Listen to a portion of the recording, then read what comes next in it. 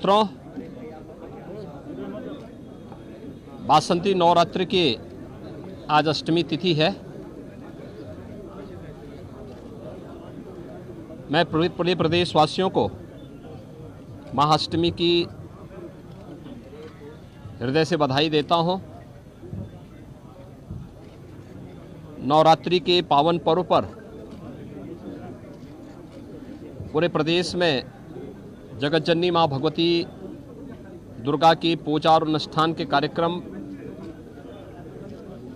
पूरी श्रद्धा, विश्वास और उत्साह और उमंग के माहौल में श्रद्धालुजनों ने हर जगह आयोजित किए हैं और ये निरंतर कल तक चलेगा। राज्य सरकार ने इसके लिए पूरी पुख्ता व्यवस्था की है। कल रामनवमी की भी पावन तिथि है। मर्यादा पुरुषोत्तम भगवान श्री राम के पावन जन्मोत्सव का पावन तिथि। अयोध्या धाम में विशेष समारोह होंगे। जगह जगह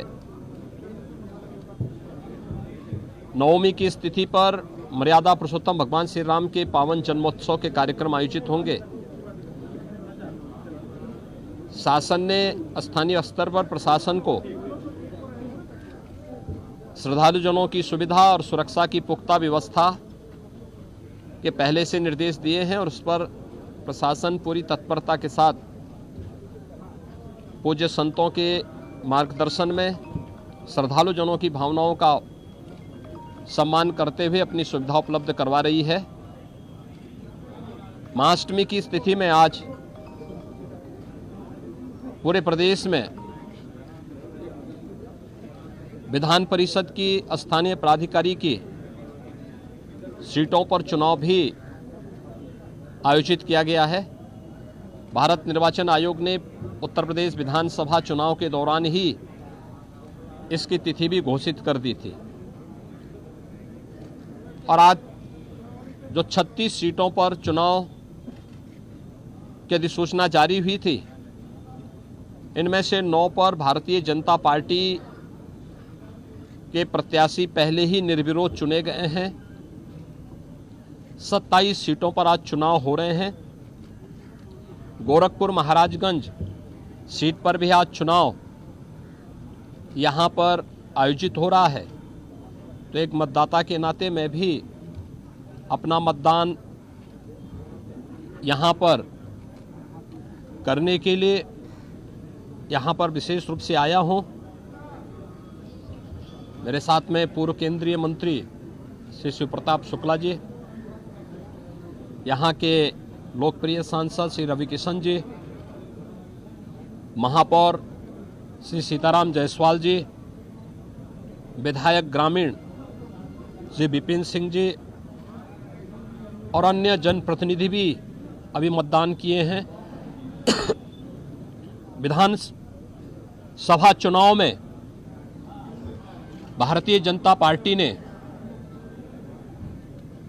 प्रदेश में 2/3 से अधिक सीटों पर विजय प्राप्त किया है और प्रचंड बहुमत की अपनी सरकार प्रधानमंत्री मोदी जी के नेतृत्व में हम लोग बनाने में सफल हुए हैं।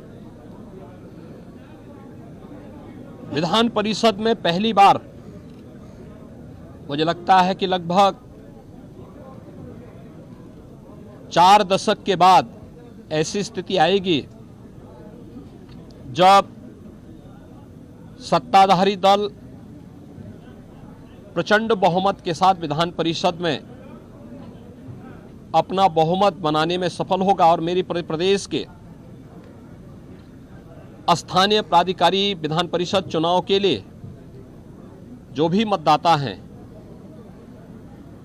क्षेत्र पंचायत समिति के सदस्य, ग्राम प्रधान, जिला पंचायत के सदस्य, पार्षद, चेयरमैन, मेयर,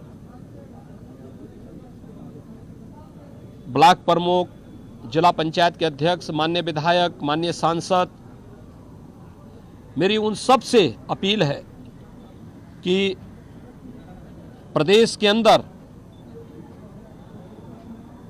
लोक कल्याणकारी कार्यक्रम को आगे बढ़ाने के लिए आवश्यक है कि दोनों सदनों में एक पार्टी की पूर्ण बहुमत प्राप्त हो। विधानसभा में 2017 में भी प्रचंड बहुमत के साथ भारतीय जनता पार्टी को प्रधानमंत्री मोदी जी के आह्वान पर प्रदेश की जनता ने अपना आशीर्वाद दिया था। 2022 में भी प्रधानमंत्री मोदी जी के नेतृत्व में प्रचंड बहुमत की सरकार फिर से प्रदेश में बन चुकी है। 2017 में जब हम लोग आए थे विधानसभा में हमारा प्रचंड बहुमत था, लेकिन विधान परिषद में तमाम कठिनाइयों का सामना हमें करना पड़ता था और अपनी नकारात्मक भूमिका के कारण समाजवादी पार्टी प्रदेश के विकास को अवरुद्ध करने का हर संभव प्रयास करती थी। लेकिन अब स्थानीय प्राधिकारी विधान परिषद के इस चुनाव के बाद भारतीय जनता पार्टी का प्रचंड बहुमत के साथ जीतना तय है और प्रचंड बहुमत के साथ 36 में से अधिकतर सीटें जब भारतीय जनता पार्टी जीतेगी तो स्वाभाविक रूप से प्रदेश के विकास को, लोक कल्याणकारी कार्यक्रमों को, महिलाओं के कल्याण से जुड़ी हुई और उनके स्वावलंबन और सुरक्षा से जुड़ी हुई योजनाओं को, नौजवानों के रोजगार से जुड़े हुए कार्यक्रमों को, अन्नदाता किसानों के हितों के लिए, श्रमिकों के सम्मान और उनके स्वावलंबन के लिए सरकार और बेहतर तरीके से कार्य करने में सक्षम होगी। और मेरी सभी जनप्रतिनिधियों से अपील होगी कि प्रदेश के 25 करोड़ नागरिकों के हितों को ध्यान में रखते हुए हम भारतीय जनता पार्टी को जो आशीर्वाद जनता जनार्दन ने विधानसभा में दिया है, विधान परिषद में भी वो समर्थन अवश्य भारतीय जनता पार्टी के अधिकृत प्रत्याशियों को, चुने गए जनप्रतिनिधियों का अवश्य प्राप्त होगा।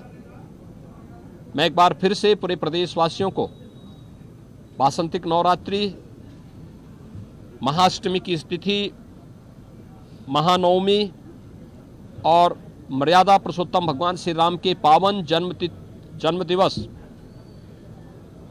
रामनवमी की भी हृदय से बधाई देता हूं, अपनी शुभकामनाएं देता हूं।